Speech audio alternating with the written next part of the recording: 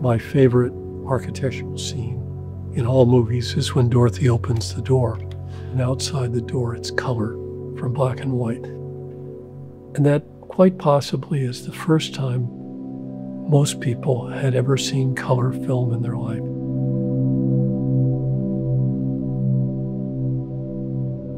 The right sort of build-up to something really beautiful. I call it choreography.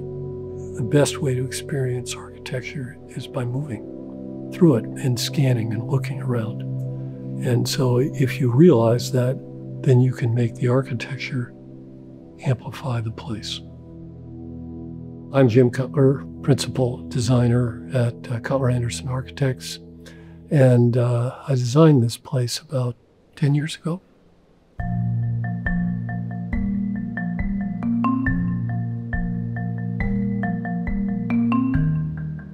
I got a call, like we always do, from potential clients, and they had already chosen a piece of land.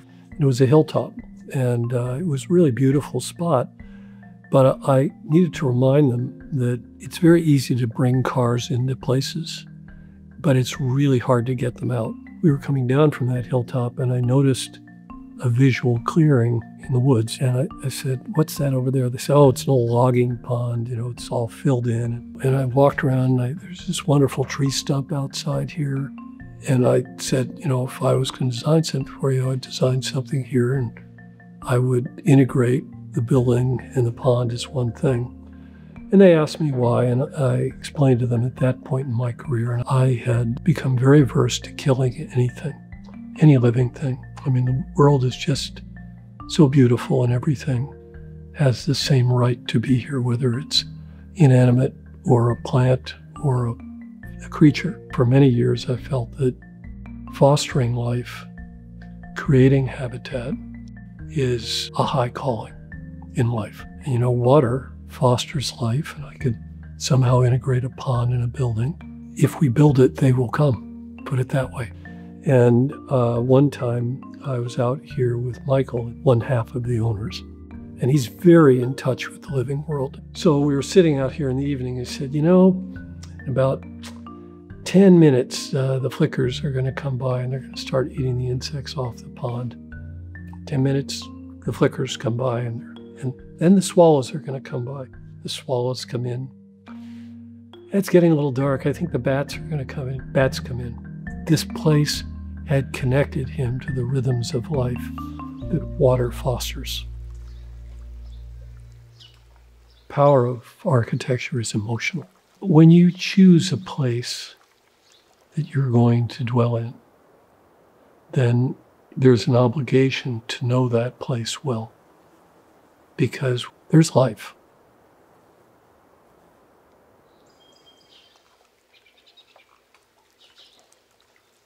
We're coming up the walk to the house, and we deliberately parked guests far away, and we designed it in a way to make it actually quite narrow.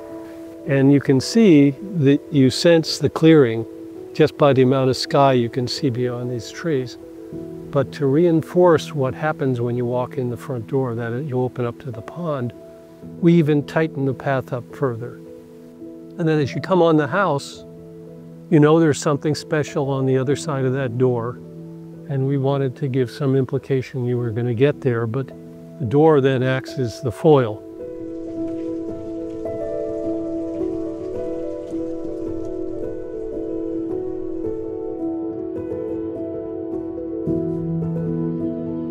I'm squeezing you because the tighter it is, the bigger big feels.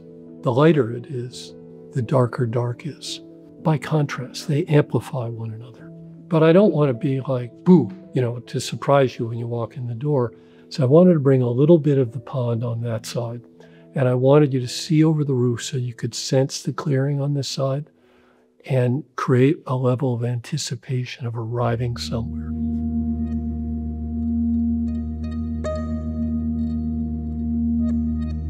These are steel beams holding this up.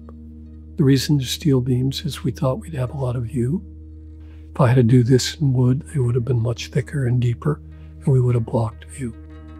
So then you have to start using materials within their nature. Once you get going on a design, and if you're lucky, and if you're listening, it tells you what it wants. It's this sort of cacophony of different voices for me. The steel wants to show what it can do. The wood wants to show what it can do. The forest wants to show its history and its nature. The water wants to show how it fosters life. How do you take all that cacophony of voices and you turn it into a harmony? That's my job.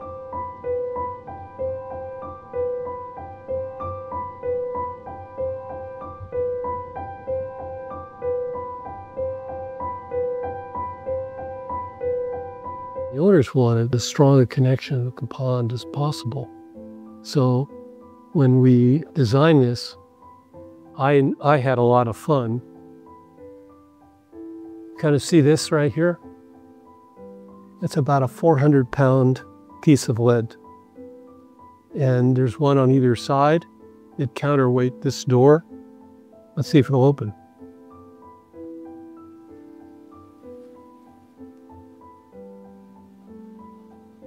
Well,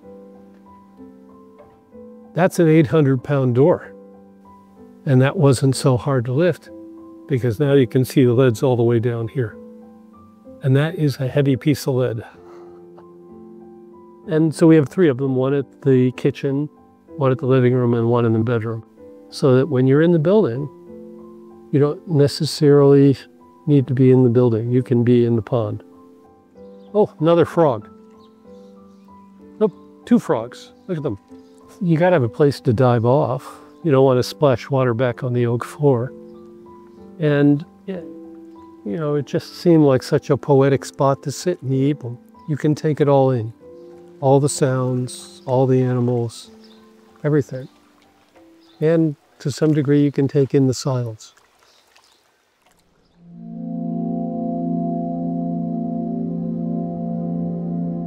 It's a nice kitchen. We'd wanted to have a window there, and it was also the best possible place for the range.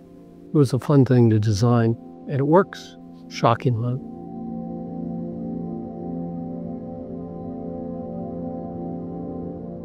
Now, the fireplace is the lateral stability. We're in a sizable earthquake zone. And if you do a roof like this, where you can see all the way from one end to the other, that's a lot of load up high, so that if an earthquake wants to move the building sideways, well, it's going to do it.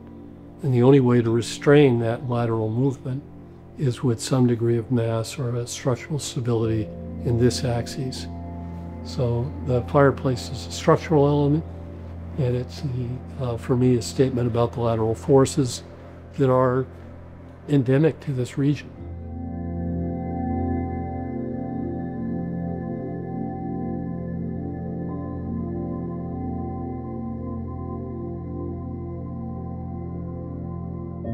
I'd say 95% of the building was from this region, and it's reflective of this region.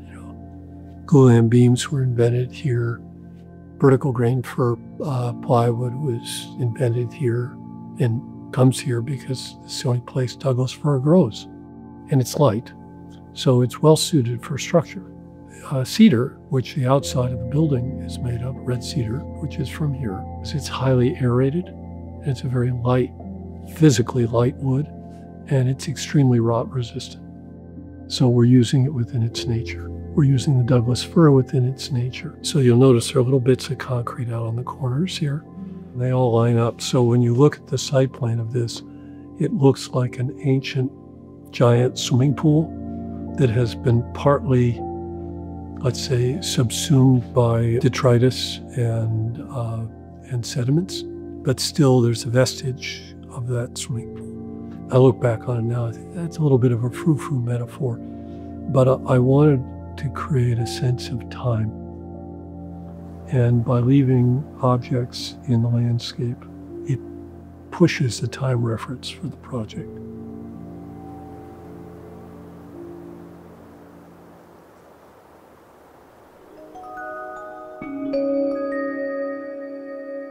The bedroom is pretty much all the same.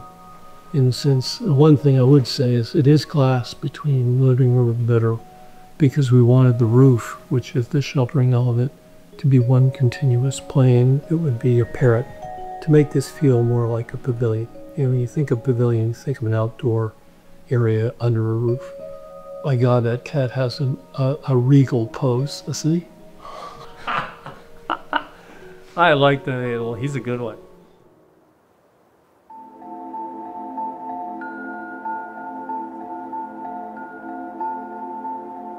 And you have to walk outside to get the guest house. And I'll tell you, I built a little cabin for my daughter and myself. She actually helped build it when she was 11. It's a wonderful thing, and it's only about 35 feet from the front door of our house. And there is not one night that goes by when I'm running back and forth and look out at the water or listen to the wind in the trees or look at the moon or what planets are coming by.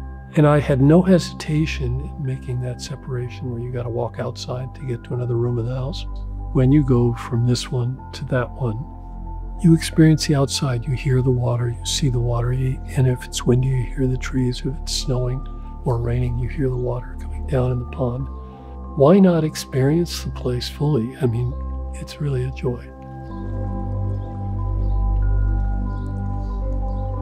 I talked about architecture being shelter. We could take that and say it's clothing, right? Keeps you warm and dry. So if you're clothing the institution of family, you better know its anatomy. I mean, you're wearing a sweatshirt right now and might be from a Gap for all I know, but one size kind of fits all. It's got sleeves and a hole for your head and, you know, a piece to cover your trunk. But in a way, that's no different than this house or the institution of family that you're going to clothe. Because families have very specific qualities. There are public zones, like the room we're in, and there are private zones, like the bedrooms. And there are decision points, like entries, where you get to make a decision whether you want to participate on something in the public or you want to go to your private zone. And they don't want to mix. They want to have as much separation as possible. And in small houses, that's tricky.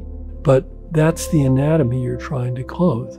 The only difference between me and the Gap is you can think of me more as a Savile Row, you know, tailor.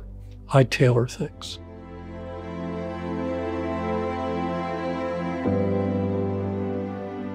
When you bring someone to an emotional understanding of things, of something that's beautiful, they learn to love it. And teaching people to love the living world is actually, I think, the highest quality that any human being could have, because we're killing this place. I want to describe a method of working that is different than the mainstream. And I'm hoping that I hit a few lucky souls that get it and move in that direction.